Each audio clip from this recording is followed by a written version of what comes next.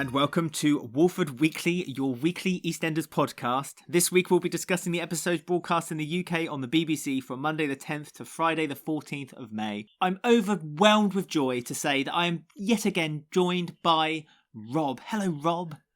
I am your +1 at this wedding event of the year. Hello, Alex. How are you? No, yes, I hope you bought a hat, although no hats allowed. I did. Top hat and tails. That's what I've decided to wear for the occasion. Have you? I've bought overalls.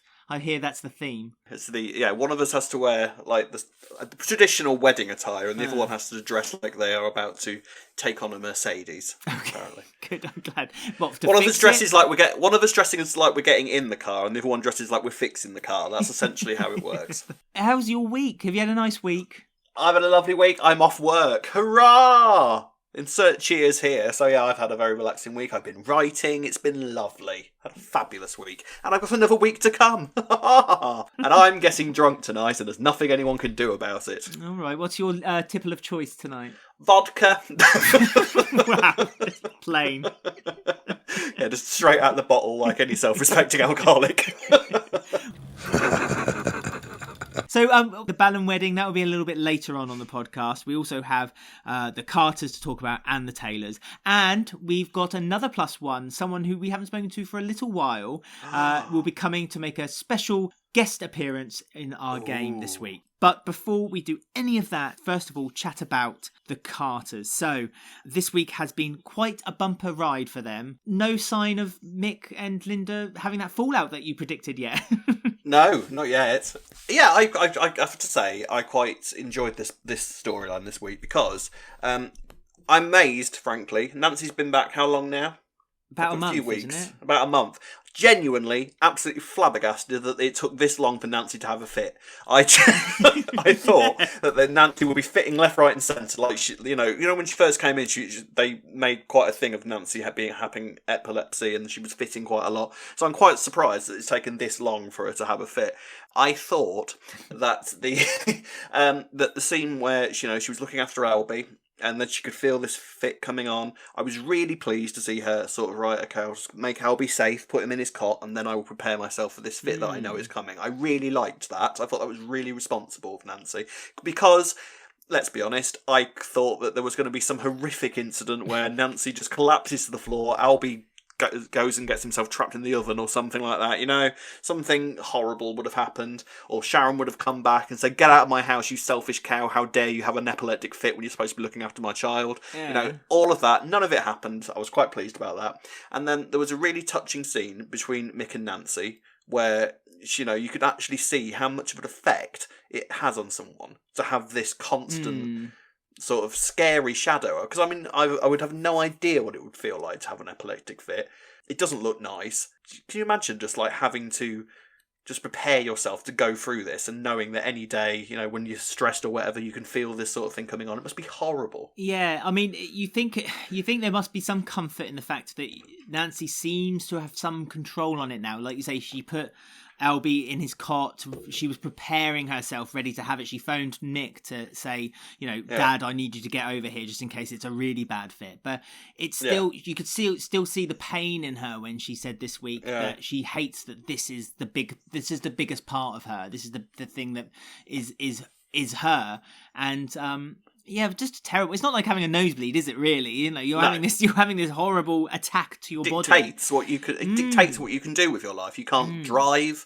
You can't, And Nancy is now sort of bringing this out to. This is her main reason for not wanting kids, pretty much, isn't it? Because she doesn't feel like she'd be a safe mother. So I wonder if that is the main reason why she's going through this whole sterilisation thing, because she feels that she would be an appalling mother, because it would put the kid in constant danger.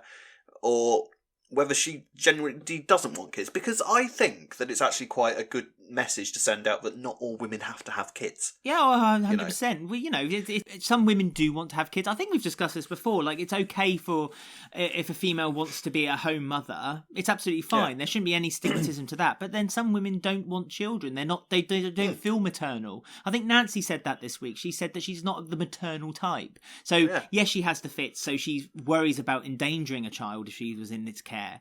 But at the same time, she's never really had that desire to have children in her whole life, and that ultimately broke up the relationship between her and Tamwa. Yeah, because I can imagine Tamwa being quite a sort of family man, wanting to sort of have that family around him. It's it's something that I think that does actually suit Tamwa as a character from what we knew of him. Of course, he'd want a family, and I like the fact that Nancy doesn't want family. I think it gives her quite a distinctive sort of character facet. It's going to be interesting to see how this starts playing out between Nancy and Linda, and whether she'll change her mind, and whether it's revealed that it's literally only because of the epilepsy that she doesn't want kids, or whether it's a general feeling. Even if I didn't have epilepsy, I still wouldn't want to have kids because I just don't want them, which is fully fair. She's invited Mick to go to see the doctor with her next week so that he can have it explained to him. Perhaps I think hoping that Mick can be a kind of like a middleman between her and Linda to explain to Linda a bit more calmly than perhaps Nancy feels like she can put it across to her. It's really funny how Linda desperately wants Nancy to have children. It's like she's kind of pushing upon this agenda that, when she was younger, the only thing she wanted to have was children, and she feels a bit that it's strange that Nancy doesn't feel the same way. I think the thing is that I actually think this is quite in character for Linda, because she has always been almost neurotic when it comes to her kids doing anything out of what she perceives as the ordinary whatsoever. Think about how she dealt with Johnny being gay when he first came out. It wasn't the fact that she was homophobic, it's the fact that she was absolutely terrified that he couldn't have what she perceives to be a normal life because of it. And now this kind of goes into Nancy wanting to be sterile. She looks at her family and thinks, this is something I'm incredibly proud of. I love all of my kids. Our kids all get on. Yes, we have our issues, but I think it's a complete and utter mystery to her why her daughter wouldn't want to do the same.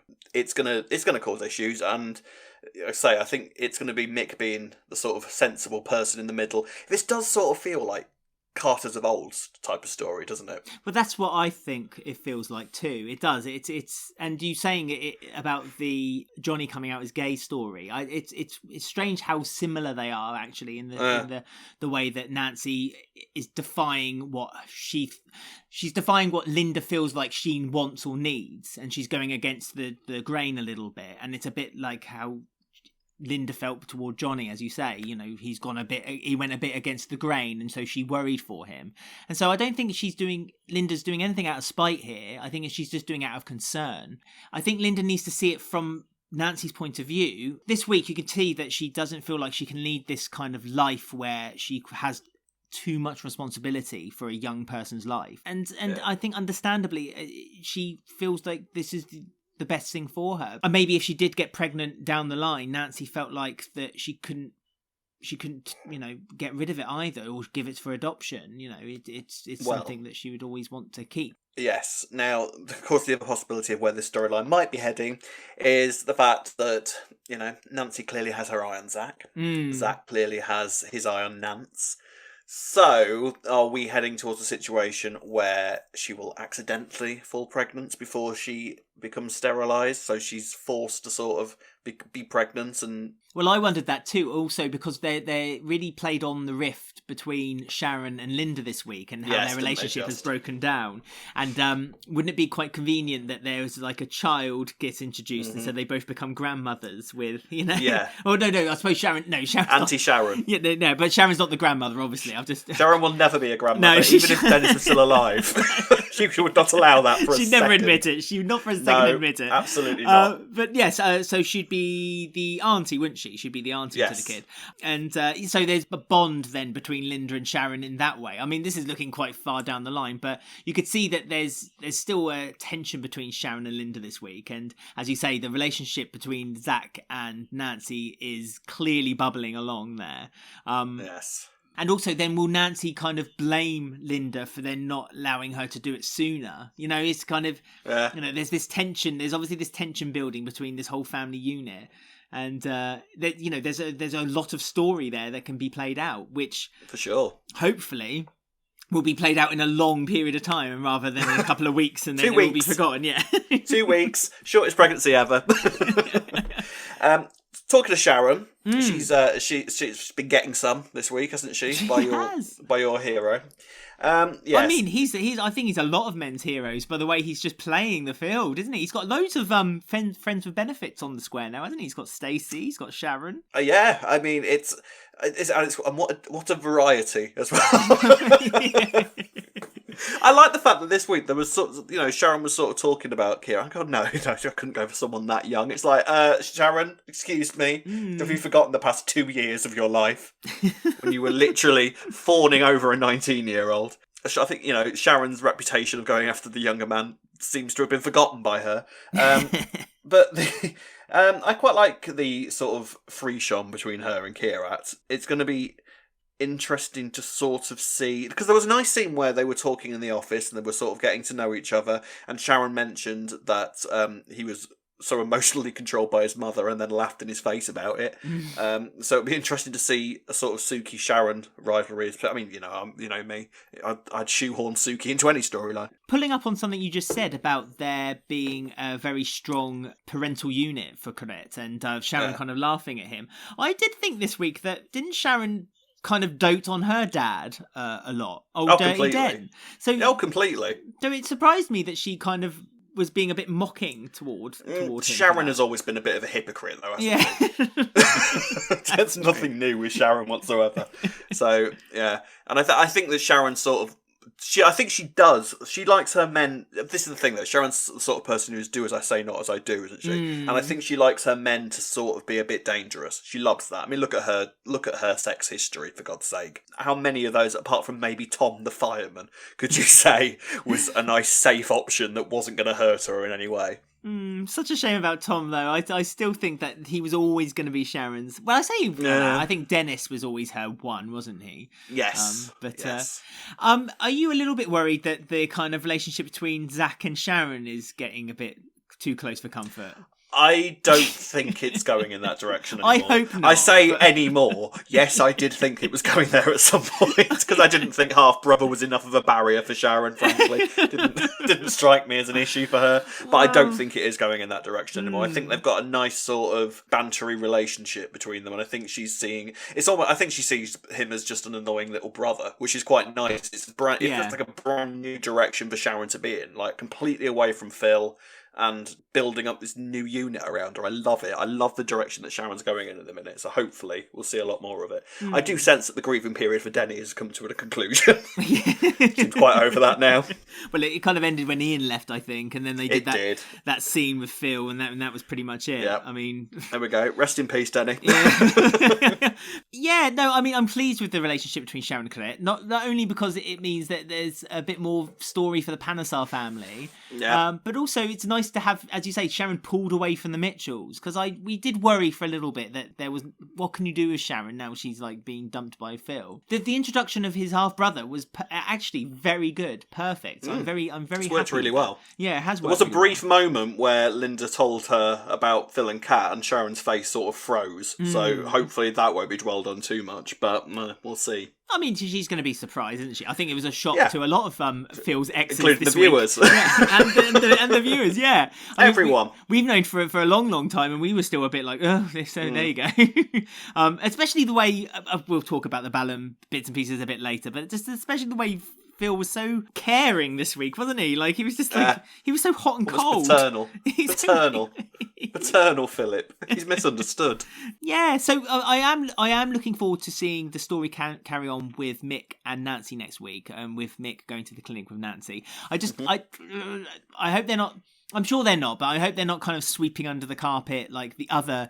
Because we said last week, there's a lot of things happening with the Carters this week, and this is just yet another thing that they're piling on top of Mick's poor struggling shoulders. Yeah. So, no wonder the poor bloke's got anxiety, really, is it? It really isn't. Well, this is it. I'm wondering if there's like this whole anxiety and panic attack storyline, that's only a matter of time to be coming back too. And I also realised this week that the Carters really are quite a sickly family, aren't they? They are. There's something always wrong with one of them. There's Lee, who has a huge depression. Nancy, who has fits, you know. Yep. Linda, who's an alcoholic, eating disorder. Yeah. Tina, who's, dead. Well, or is she? Or is she? Well, is she? Time will tell. Yes. So we carry on then with the Taylors, and the big story for them this week pretty much was Bailey is still gone, still missing. You saw her on the street a few more times this week. She was feeding Banjo crackers or biscuits. Something. Probably the best diet he's ever received in the Taylor household. And then he ran away and was found by Keegan, and he had blood on him. Now, explain to me, where did this blood come from? Because I genuinely don't... I wish I could. I genuinely don't know what happened. I don't know. Maybe he I can imagine Banjo just battling his way through the streets of London.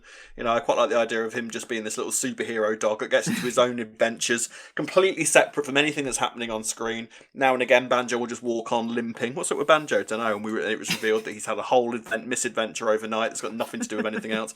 I don't know. Is the honest answer. I assume that I don't know. I don't know what was wrong with him because it didn't. Yeah, possibly. He wasn't mentioned again, so I don't know what happened to Banjo. Hope they took him to a vet, idea. Poor thing. Or at least gave him back to poor... Gave him back to Molly. Yeah, with blood on him. Here you go, Molly. Yeah, your dog. there you go. No responsibility of ours. Maybe there'll be a special episode where we follow Banjo from his trip from the subway. I like the thing in Neighbours where we went into a dream of a dog. Oh, Bouncer! I remember that episode. Yes, let's do that. Because he found out why Mrs. Mangle had lost her memory because she fell off a ladder, and he found out it was Bouncer through a dream sequence of Oh my god! Genuinely wouldn't surprise me at this point. I mean, Neighbours were ahead of a curve for their crazy stories. Weren't they just? Well, it's Australian soaps as a whole, isn't it? Remember Bobby's head in the freezer? Yes. That was Home and Away. That's Home and Away, wasn't it? That's what I said. Australian soaps as a whole, they're nuts. Yeah, Elsa came out the fridge, didn't she? After she died. Bobby did, yeah. Or was it Bobby? Yeah. Oh yeah, Elsa saw. Bobby came out the fridge in absolutely groundbreaking animation. It was brilliant. That's it, and Elsa, because Elsa was having a breakdown at the time, and Alf. She was. I used to love Australian soaps. Yeah, so did I. I'll tell you what, Home and Away knew how to do a breakdown. Take note, EastEnders. You need people coming out of fridges and freezers. I do want to actually briefly touch on Amy.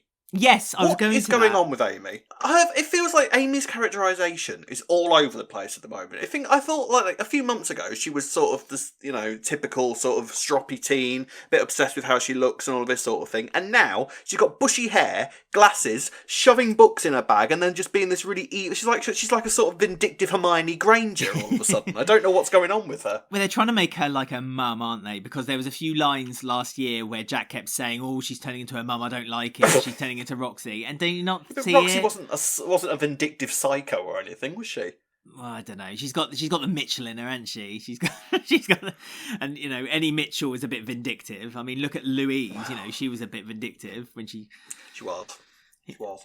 I mean, yeah, I don't really know what Amy's plan is here because neither do I. Because she's convinced Bailey came back, and she's convinced Bailey that she shouldn't tell anyone she's back because everyone will be too angry at her. So to hide in the allotment, So the longer you stay away, the happier people, the less angry people will be. What? Yeah, at the beginning of the week, there was a few lines where Amy kind of said that she felt like she wasn't getting much attention from her dad, Jack. And so I'm presuming this is the reason why she's doing it, because Jack is focusing so hard on Bailey's return. But then that seems counterproductive to me, because then surely because it's keeping Jack's attention away from her. Yeah. But she seems happy with what she's done, because when she was trying to put her books in her bag, she put that kind of Grinch-like smile on her face, didn't she? When Jack was going, "Still haven't found Bailey yet." Exactly. So, I don't get it. And on top of all of that, Bailey is supposed to be this sort of Mensa child who's really intelligent. So you'd think that her first thought would be, I should really get back to my parents. They will be worried. Oh, they've done a police appeal. Right, I should get back. They will be worried, and they will be pleased to see me again. I don't understand what Amy's game is whatsoever. I really don't. I mean, I love that they're writing Amy like this, because it means that the future, when Amy's a bit older, there's very interesting stories that Janine-esque stories, some might say, that they could play. No, we got rid of Abby. Sure, bring it. But then Abby was never that way when she was younger, was she? She just developed. Not when she was younger. Way. But she turned into an absolute psycho when she was older. But then that's because she was so damaged. Like, so many things damaged poor old Abby up to the point where she died. But Amy, still such a bad decision. Carry on. Oh no, it was a terrible decision. All deaths on EastEnders, in our opinion, are bad. Apparently, are bad. I mean, what's Amy really had happened to her? She had that kiss on her iPad that she kept staring and watching back and forth. I have no idea. She's gone mad, Amy, in the past 2 weeks. I couldn't even begin to with any logic to Amy's behaviour this week whatsoever. I mean, I kind of want Sean to come back for a little while again, just to kind of like see how Amy plays off with Sean. Well, is it anything to do with when she was trolling Janet online? Is that connected in any way, maybe? Yeah, but she seemed genuinely regretful when she did that. Yeah, I know. I know she got caught, so she kind of had to say sorry, but she did. Yeah. She didn't. It was almost like she was watching it from the outside in, and she didn't realise what she had done. And this seems to be happening again. Is this what we're going to get again? Is it she's gonna get told off by Jack? It's like, oh, why did you do that? That's a really horrible, manipulative thing to do to a girl who's clearly very upset and lost in her life missing. at the moment. And missing, yeah. So I don't know why. Yeah, but like I say, it doesn't make sense why Amy is doing it. There doesn't seem to be a cause for that effect. If you've got any ideas, listeners, of the mysteries of Amy Mitchell, do let us know. I mean, I really do feel sorry for the Taylors because, again, Karen feels like that everyone's kind of pandering to them, of no one's. They're kind of just doing it just because, and she's got hate mail this week as well. Someone's calling her a child killer. Yeah, this has been a real strain. That was probably Amy as well. Do you think? Probably. I wouldn't be surprised at this point. In blood. In blood, yeah. In Bailey's blood. Bailey's blood. In Banjo's blood. Oh my god. Amy beat up Banjo. But this is it, isn't it? It's like, why are they making all the kids, apart from Bailey on EastEnders, just so horrible? Just nutters. I know. Apart from Bailey and Janet. It seems to be a running trend in EastEnders. It's like people don't like each other on the square, do they? They can't have these happy moments anymore. Like, say, for instance, a wedding, because no one particularly genuinely likes one another. No, that's why no one's ever there. That's something it. To do with the COVID thing. Of course I don't want to go to Ben Mitchell's wedding. Why would I? But do you know what I mean? It's like, from watching like old episodes of EastEnders, here we go, this old chestnut's coming out. But do you know what I mean? Like, they could have like big ensemble moments on the square, because despite there being troubles here and there, there was a community there. And so community spirit, yeah. So that's why I strangely kind of get this story with Karen feeling like there is no community on Albert Square, because be it on purpose or by accident by the production of EastEnders at the moment, there genuinely isn't any community spirit on Albert Square. No. Apart from when they were stepping forward and trying to help look for Bailey this week, which all seem to have finished this week completely. Yeah, all the t-shirts, not one scrap of a t-shirt. The mat that was in the Vic has been ripped down. Then, of course, there's the extra additional thing for the Taylors this week of Bernie he went to the clinic this week with Rainie to do this surrogacy that I'd completely forgotten was going on in the background throughout all of this. And it turns out that this miscarriage that she had a few years ago, they've remembered that, well done, might have a bit of an impact on the baby as well as her weight. Now, I've often wondered when this sort of thing comes up in a script, how does that make the actor feel? Yes, as a young actress, it must be quite a horrible thing to be told by, a producer, right, we're going to say that you are overweight on screen this week. How do you feel about that? But then it depends on where they're heading with this, because is this now a surrogacy story? Or is this a story where perhaps there's going to be an eating disorder? It's a real hot topic at the moment, because people in the UK, there was a contestant on Big Brother years ago, Nikki Graham, and she really she sadly died. Anorexia, wasn't it? Anorexia, and the lockdown kind of made it really difficult for her, because of, obviously, the choices were much more difficult for her. And all that sort of thing. And gyms being closed down, and so she constantly felt like she was overweight. I mean, I don't want to talk for her or for her family for the reasons why she had died, but obviously it was linked to her anorexia. And and you saw this week on screen, Bernie went to have a bite of toast and then thought better of it. So because that's like, what difference is one slice of toast going to make, for example?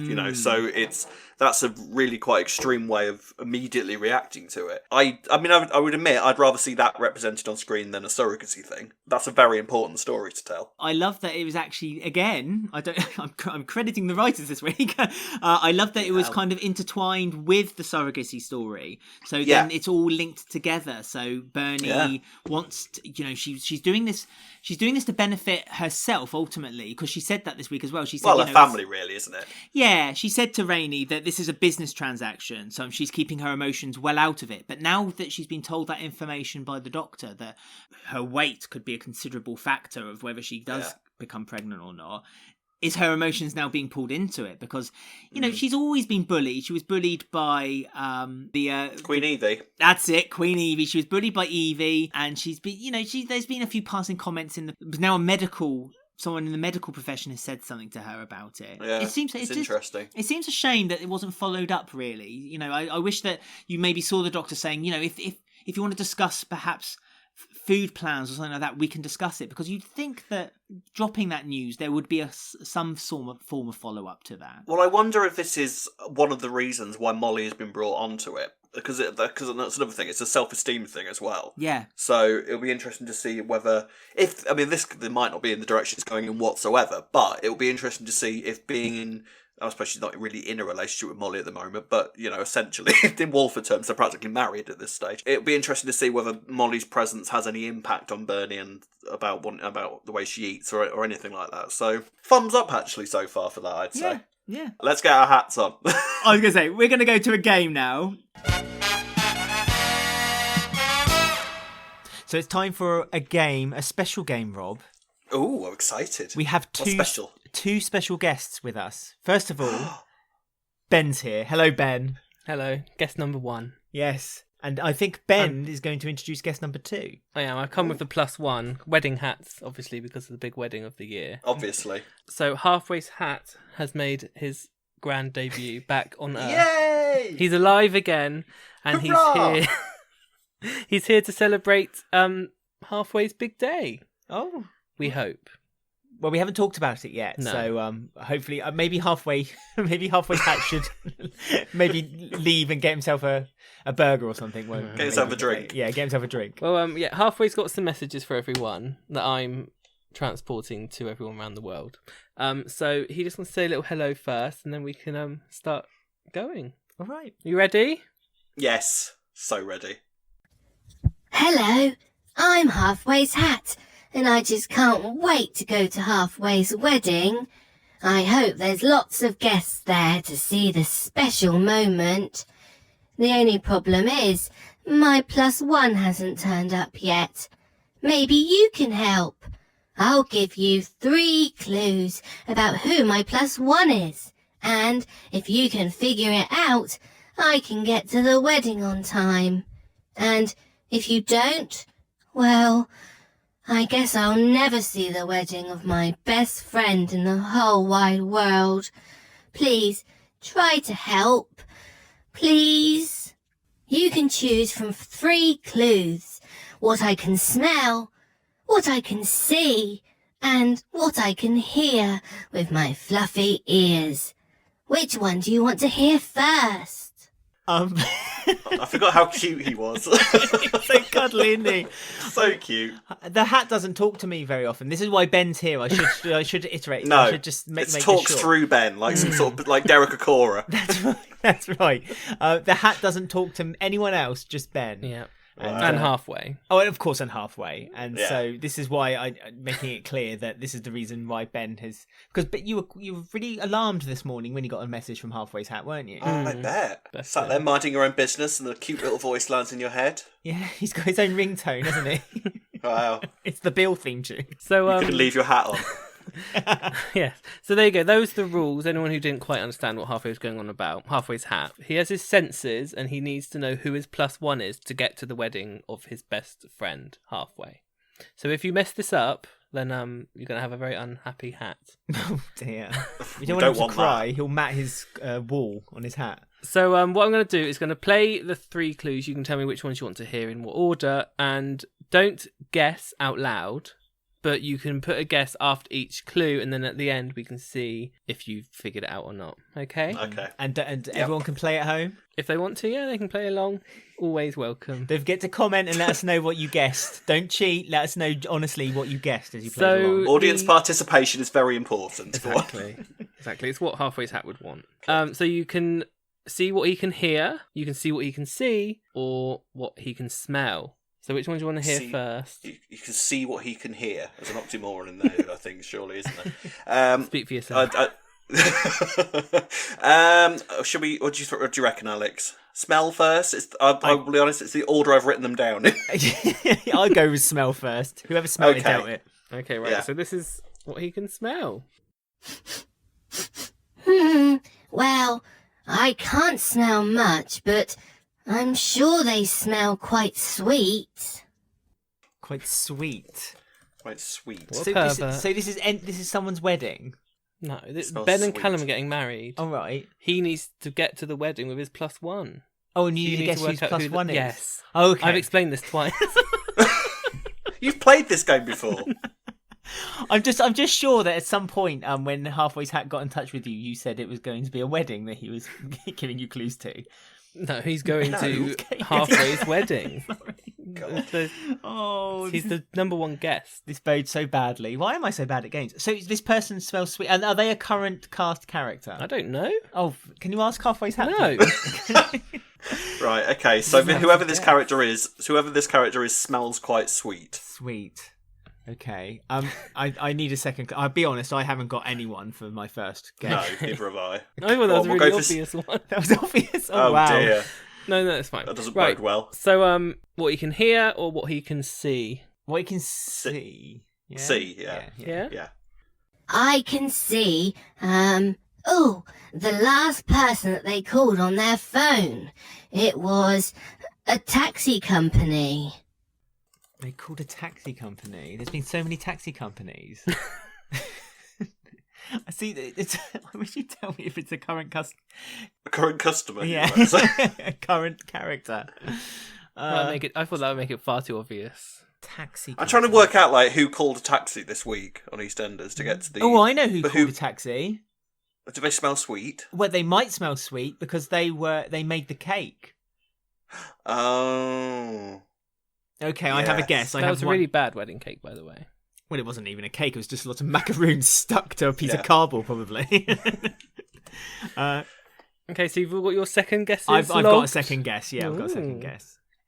How's Rob feeling mentally? Rob is damaged. I can't remember who. I can't remember who made the cake. All right. Well, I'll have the last clue then. Then everything will make sense, and I'll look a genius. Okay, so this is what Halfway's Hat can hear, then. Okay? I can hear lots of noises. There's definitely a bratty kid shouting all about Ben and Callum. Oh, and there seems to be lots of people around. Right. So Right. So he's at the reception. Obviously, the bratty kid is Lexi. Yeah. Who made the cake? Well, I know who made the cake. Would Who this did? person? Who made the cake? You don't be telling each other clues. You're battling against each other here. You're not working as a team. And Also You're not underhand Mulder and technique. Scully. I'm just trying him. Oh yeah, sorry. You're the one that can hear voices of disembodied clothing. Yeah, we're sorry. The truth is out there. Who died incidentally and now has come back to life. Like any good. The history of Halfway's Hat is long and Yeah. I mean, if you both want to give your Complicated. guesses at the moment, and if you're both wrong, then you can then talk to each other. If you want to try and work this out. If you want Halfway's Hat to be happy ever. I do. I want Halfway's Hat to be happy. He's come back to more life than for anything. this. Yeah. More than anything, I want Halfway's Hat to be happy. He's come back from the depths of hell and heaven Yes, for this. Because he yes. did get killed off Wow. last year. I mean, we have lore for Halfway's Hat. I just want to any new Yeah. listeners who's just joined the show. There was a game where we used to play this every week. He's had quite the life. Can you imagine if a new listener who's never heard this game before? They must think they're in some form of acid trip. Oh, I miss Halfway's Hat. I must admit. I've got a guess, but I don't think it's the right guess. Have you got a guess? I don't actually know. All I can really think of to say is, I can't remember who made the cake. I'm just gonna have to say Kathy. Well, that's my guess because she made the cake. Oh, in which case Kathy. Okay, we're going to say Kathy. Yeah, okay. Well, let's see what Halfway says about that. Because he does obviously know who his +1 is. He just doesn't want to tell you for some reason. But It's a mischievous little hat. This is what he's got to say. Fingers crossed. Oh, no, that isn't right at all. Oh well, I guess I'll never get to the wedding of my best friend in the whole world. I'll just stay here on my own. Well, thanks for everything, I guess. Oh. God. We've destroyed How his do you life, feel? Rob. I feel devastated. How do you feel mentally now? Destroyed. Absolutely decimated. Can we try to work this out? Can we at least find? Is it someone who is alive? I'm not telling you. Normally, if that's the answer, is the outcome, and then the listeners can maybe, hopefully, save halfway's. Oh, so you're not going to tell us who but- it was? Well, I don't normally. Depends if I want to be here next week, actually, doesn't it? I mean, you two can talk to each other once and then have one more guest between you Well, I tell you what, to save the day. Rob and I will have a little chat about it, and then we'll ask we'll ask the listeners to get in touch and let us know who they think it is. And if they get it right, will you come on and with Halfway's Hat and congratulate them? Yes, of I course. strongly object to the fact that when you recorded both of the options of whether we got it right or whether we got it wrong, you decided to go so heavy on the guilt tripping for the wrong answer. That's the way Halfway rolls. He's a manipulative hat. It's very emotional. Emotionally. Yes.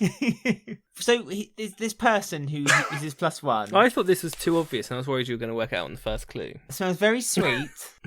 But You greatly overestimate our skills, Ben.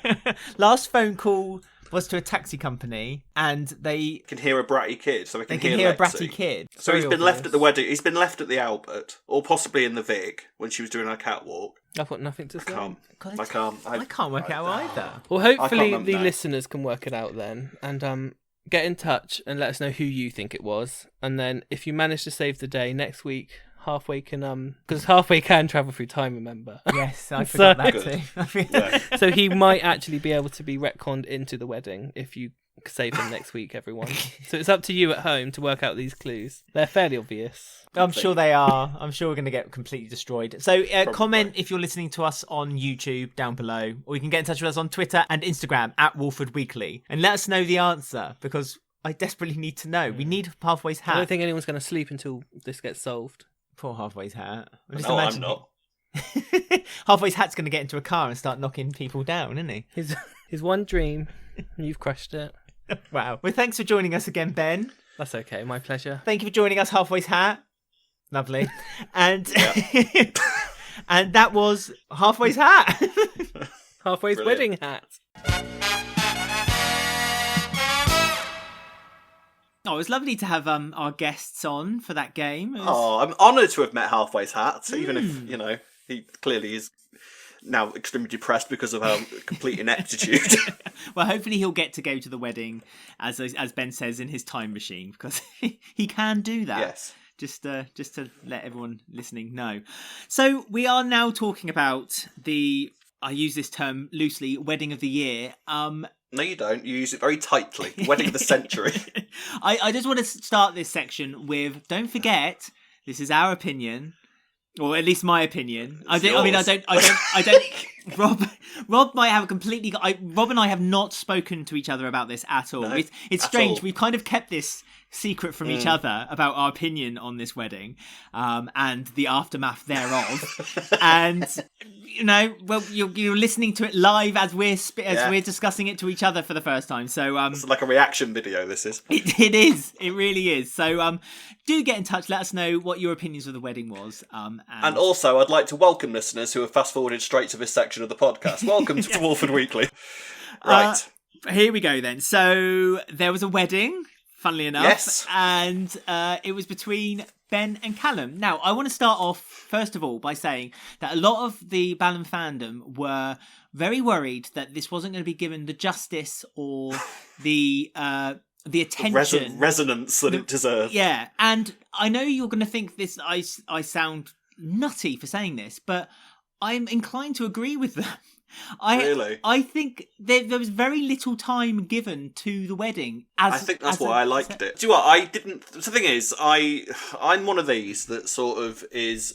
I can't help but cringe at over sentimentality and all of that sort of thing. Maybe it's just because I'm a cold, icy, evil person. I don't know, bitter, twisted vinegar of a person. But to me, it wasn't as obnoxious as I thought it was going to be. I have to say.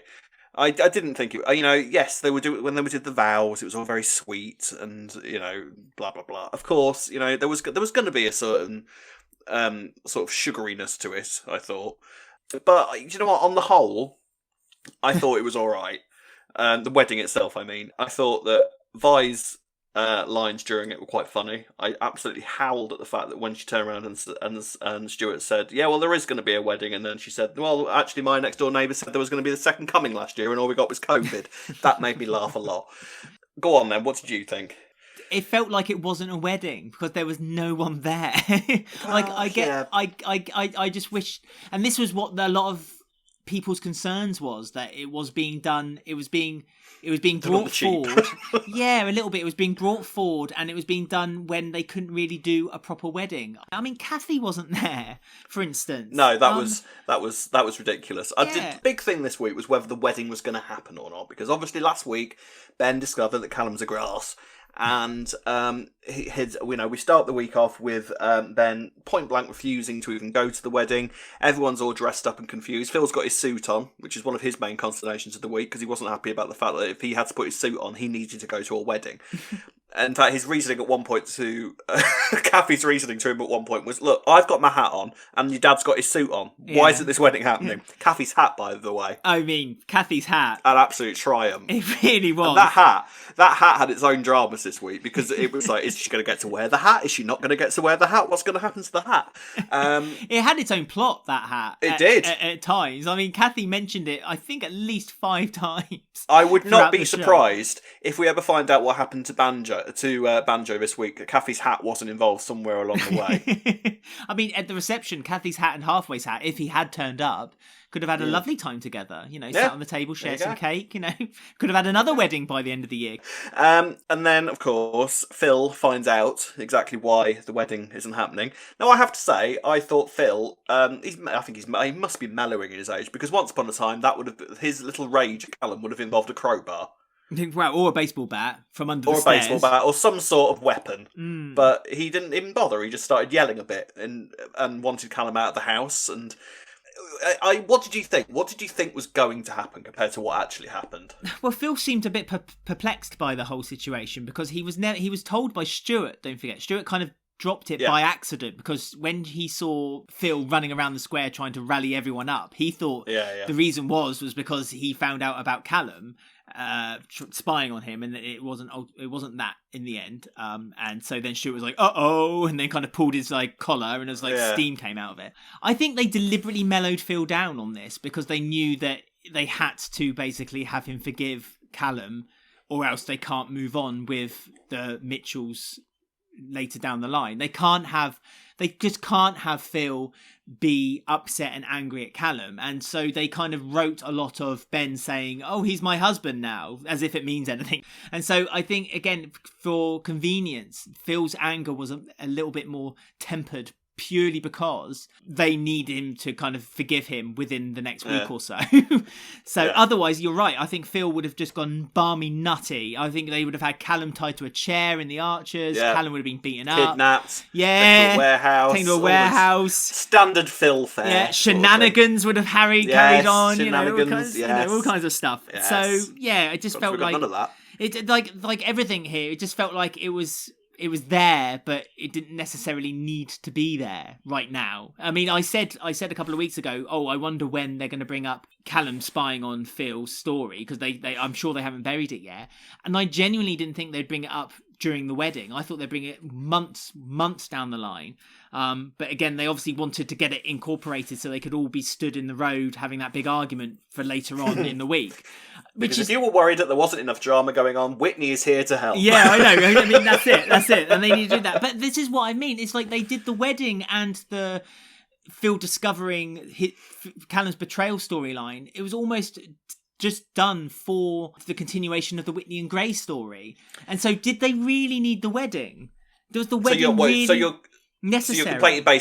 So your complaint basically is the fact that you feel that the wedding should have been a completely whole thing within its own week, and then maybe right at the end thrown in Whitney running somebody over on the Friday cliffhanger, and then moved on to that next week. Well, or not need the wedding at all. I genuinely don't think they needed the wedding. I can see why they put the wedding there. They wanted this standoff in the middle of Bridge Street so that Whitney could knock them all down. But I don't think you needed the wedding to do that, did you? Really? I do know what you mean. To be honest, I'm just happy that the wedding is done and dusted now. You just they're wanted together. It gone. They're married. They're married and everything's fine and delightful. I'm literally flabbergasted that Whitney didn't run Callum or Ben over. I'm genuinely, absolutely amazed, because there was all the ingredients there for some sort of angst-filled thing to happen, where Sonia would have been needed to, with her pen, to pull a bullet out of someone's throat or something like. Do you know what I mean? Something like that. Yeah, but Sonia's not there. She's in Dubai. Well, I know. So what would they have done? Yeah. Get Ash. So yeah, I mean, yeah, because Ash knows absolutely everything about the NHS that they've ever needed to know. So yeah, and then the wedding happens, and then yes, we move on to frankly the next part of the story, which is Whitney going slightly insane, getting into Gray's car and driving at them while screaming, and hits a mystery now. Was it a mystery? Yeah, well, this is the thing. Hits a mystery. I think this is so funny. Hits a mystery person to, and I genuinely, when it first happened, because I'd not seen anything that had gone on Twitter, I thought, oh, well, who is that? I don't know who that is. Fair enough. And then it turns out there's something that you can do when you're watching soaps called audio description. And the audio description is basically like an official sort of voiceover for the show. It's for visually impaired people, isn't it? And you can turn this voiceover on to an episode and it will basically narrate what's going on visually. The voiceover said that Whitney hits a mystery figure. She looks back and sees cats lying in the road. No, she doesn't. We had no idea it was cat until you told us that. I mean, it's just another example of how this era makes so many mistakes. No. I don't know. I'm sorry, I can't. I don't agree with that. No? That's not the show's. No, the audio description is another department altogether. That's not the show's fault. That's not the show's fault. They'd be tightly close, though, don't you think? Especially with a production of a soap where everything is in-house. It has to be. I don't think that's the show's fault whatsoever. Okay, I'll give them the benefit of the doubt. Really don't. Because I like you, Rob. I'll give them the benefit of the doubt. Thanks. But yeah, so that happens, which I thought was quite funny. But I think it was just an unfortunate thing that apparently the person who was doing the show that week was as annoyed at the story as we were. So he decided to drop it in. Right, I'll ruin it. Yeah. I'm going to ruin it all. How do you feel? Yeah. How do you feel about then the Whitney knocking down Kat with the purpose of knocking down Ben? I think it was Ben she was aiming for, wasn't it? Clearly, Whitney can't drive. Can Whitney drive? She might have a clearly, license. she can't drive. Clearly, she can't drive. But you know what I mean? Is she? I don't think it's the most important thing about this story, though. No, that's true, whether she has a driving license. No, I just think that because I can't drive. I haven't got a driving license. And but would that stop you from running someone down if they hurt you? Well, I think it would. I think it would stop me from being able to turn corners. Do you reckon? If it's an automatic car, it pretty much drives itself anyway. That means nothing. Yeah, but that means nothing to me. You know how to use an automatic car. I know how to drive a manual. Yeah, I know. Well, I've never been behind the wheel of an automatic car. I had one little driving lesson in the field once. That was quite good fun. That sounds ominous. Was that with Gray to drop off Tina? Yeah. Anyway, it's all completely irrelevant. But yeah, how do I feel about Whitney going slightly insane again and trying to kill people?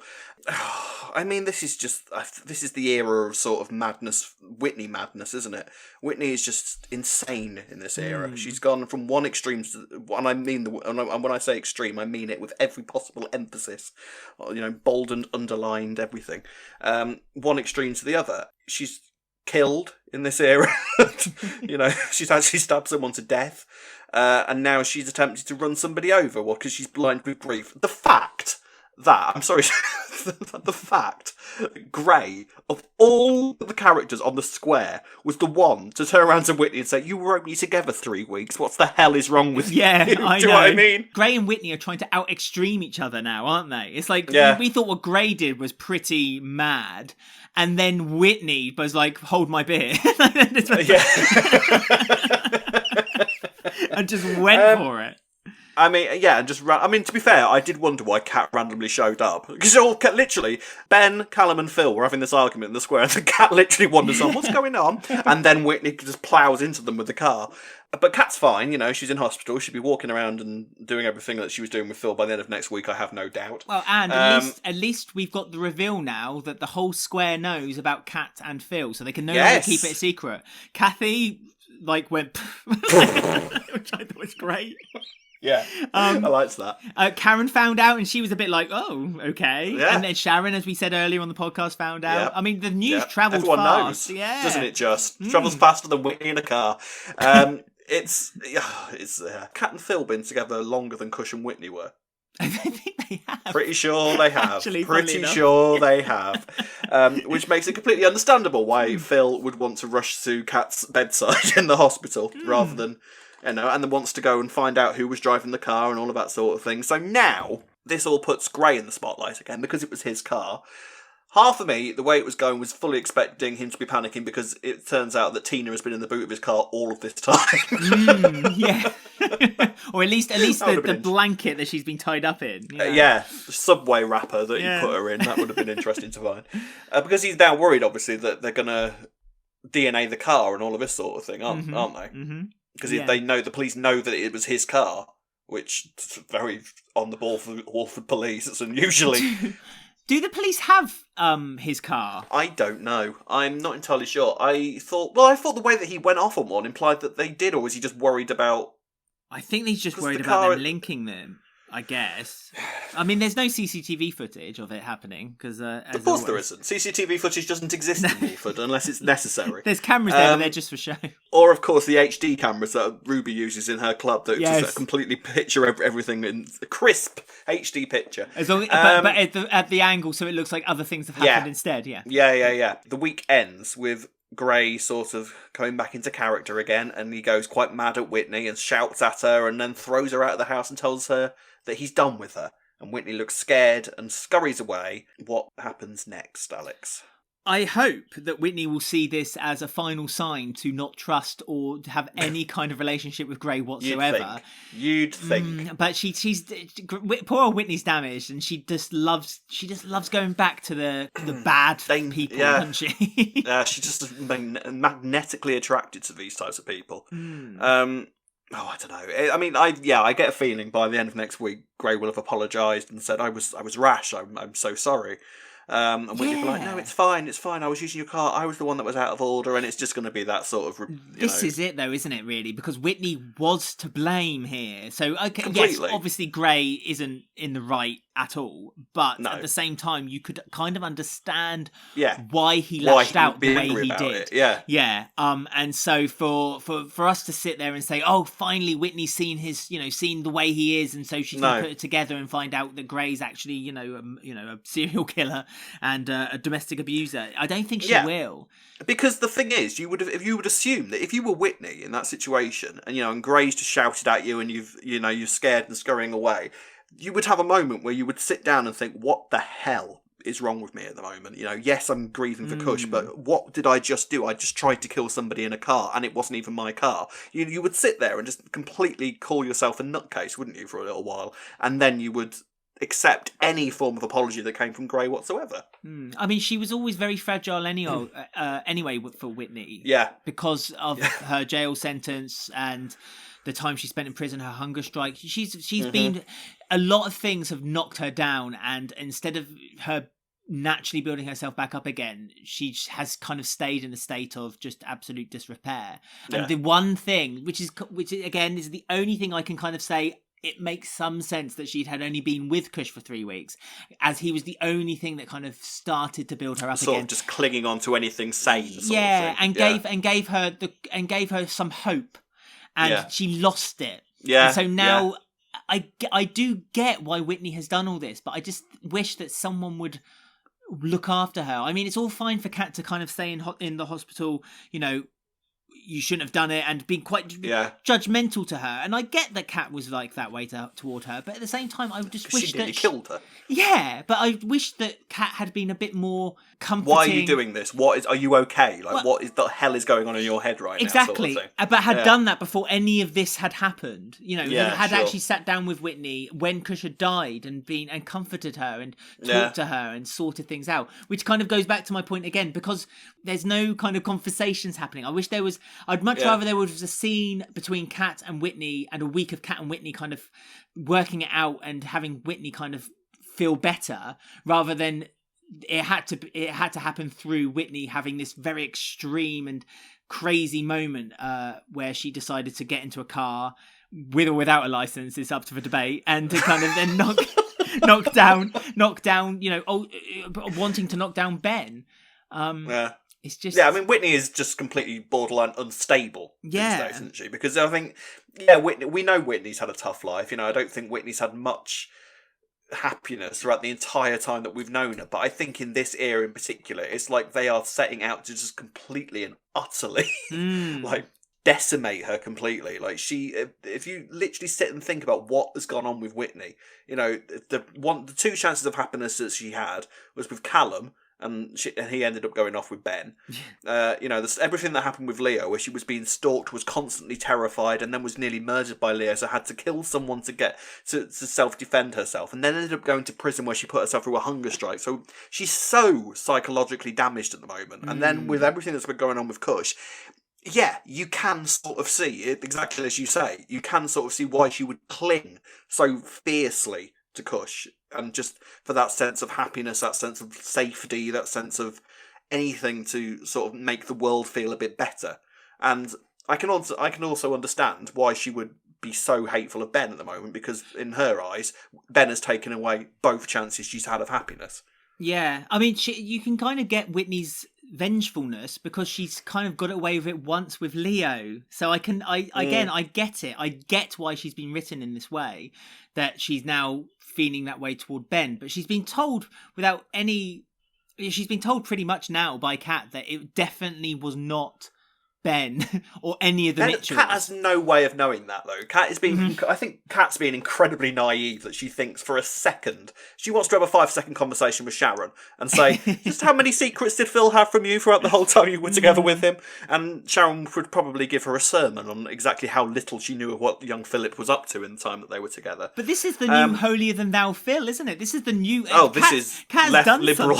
Yeah. So Kat has done something to Phil, which we've not seen. Rose some liberalness into him. We've genuinely not seen this Phil, I don't think, for years. Well, maybe when he was first on the show, he was a little bit... Yeah, when he was quiet and Grant was the mean one. Yeah, but I mean, we've not seen this from Phil. And so Kat has seemed, as annoying as it sounds, Kat has seemed to have mellowed him down a little bit. Which is madness. It is madness. And I kind of get why she does trust him, even though they have this history between them. Yeah, well, I don't know. It's a little bit of retcon, I suppose, but... I mean, I think that actually this conversation that we've just had has actually made me see the whole Whitney and Kush thing in a slightly different light. I just wish that the show had said that to me, instead of saying that Kush was the love of Whitney's life or anything like that. You know? What we've said together today makes much more sense to me, and I'm now seeing the storyline with a bit more clarity to it than I was before. It makes perfect sense to me now, but just that you shouldn't have been the one to tell me that. Sorry, okay. It shouldn't have been you that told me that. It should have been the show itself, in my view. But there we go. But do you also see, that the wedding we've mainly spoken about the Whitney story here. The Whitney's unraveling. So the wedding had nothing. There was the USP of this. Yeah, the USP of this week was the wedding, essentially, wasn't it? The attempted USP of it. The attempted, because for me, it wasn't the front row centre of the episode. Even the trailers didn't really show it. I know. Well, yeah, but it's supposed to be this big old twist, wasn't it? I have to stick by what I said, in that I'm pleased that the wedding kind of happened as it happened. I understand why people would want it to have been bigger, because Christ knows that we have gone through the mill to get to this point with Ballum. So yeah, I can imagine why some people would be disappointed. You know, now and again, I think you have to have a wedding sort of happen without it all going horrifically wrong. I think it's a little bit of a cliche for soaps. Any wedding that happens, there has to be someone die, there has to be some murder that happens, there has to be some sort of massive event.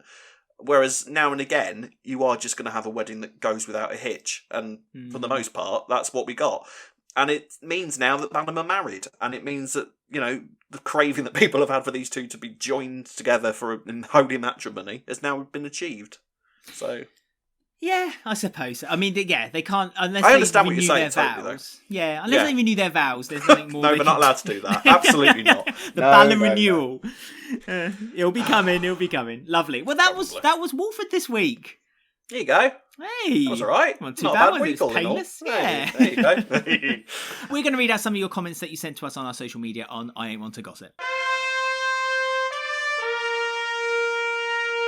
You know me, I ain't one to gossip. So we are starting off with a comment from @Noir4Moon on Twitter, who says, I'm genuinely surprised it hasn't quite clicked with Whitney yet. Gray has had numerous outbursts at her now, both when on her own and with Kush by her side. She said herself that Mac's anger issues were likely caused by Gray's behaviour. She just needs to slot the pieces together. So from what we just spoke about, I think in any other situation, yes, Whitney probably would click it. And I'm sure she will. I'm sure they'll do. Oh, we never mentioned that. Cat's flashback. I forgot about that. Yes. Do you know what? Oh, you're going to... I take it you absolutely hated it, yeah? It was not necessary. We could have worked out that Cat knew without her. Anyway, could you? Well, yes. Yeah, you probably could. No, you could have done totally. You totally could have done. I maybe it was just me. I just found the shot of Sharon McCarthy just sitting in a clearly still car, like doing a silent scream at the camera, amusing. What can I say?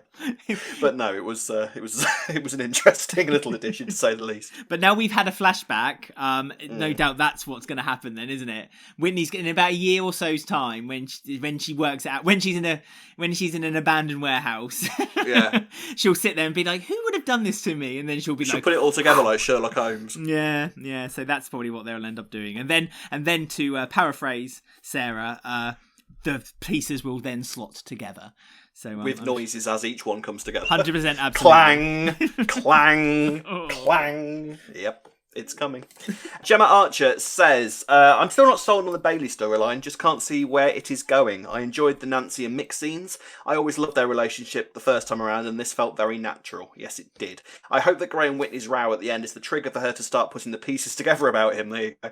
This storyline needs to wind up fairly soon. I mean, they are dragging Gray out till Christmas, aren't they? Let's just accept this now. Absolutely. Then they'll drag it out further to the anniversary week. Oh God! So it'll be a February time. So there'll probably be a big thing happen Christmas time or New Year's time. He'll disappear for a couple of months and then he'll come back for anniversary week. Do you reckon he's going to kill anybody else?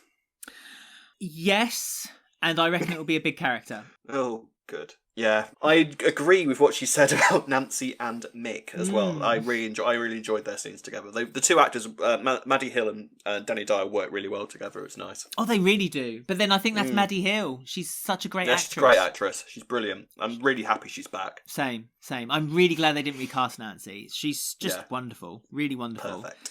I just want to remind the listeners that they can still vote for the 4th annual Walford Weekly Awards by going to bit.ly/WW Awards4. That's the number 4. That's bit.ly/WW Awards4. You have until Monday the 17th of May, and then the voting stops. We count the votes, and then when we get ourselves ready, record the special episode with myself, Rob, and Ben. It's going to be a special night. The Brits are shaking.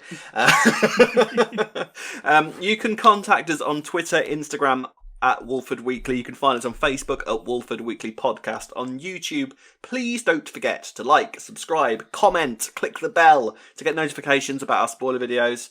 And you can listen to us on Apple, Podbean, Spotify, or any of your favourite podcast sites. We'll be back next week. Until then, in this post-Ballum wedded universe, we bid you goodbye. Bye!